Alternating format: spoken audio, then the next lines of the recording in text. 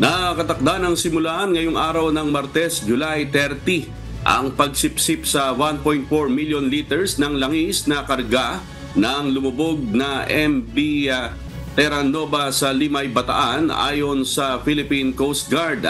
Kasunod ito ng naisagawang pagtatapal ng lahat ng 14 valves ng nasabing barko.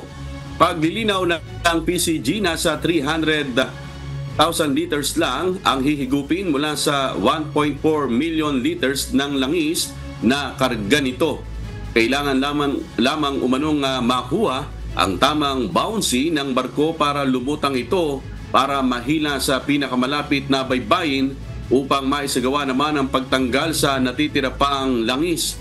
Batay sa pagtaya ng mga otoridad, tatagal ng 5 hanggang 7 araw ang proseso dahil nasa 50 hanggang 60,000 liters ng langis ang kayang i-siphon kada araw.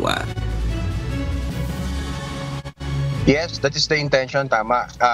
That will be the main activity ng operation natin for tomorrow, yung siphoning process. So, technically, ang sa siphoning lang ng Salvor is 300,000 liters ng IFO para ma-afloat itong si Terra Nova.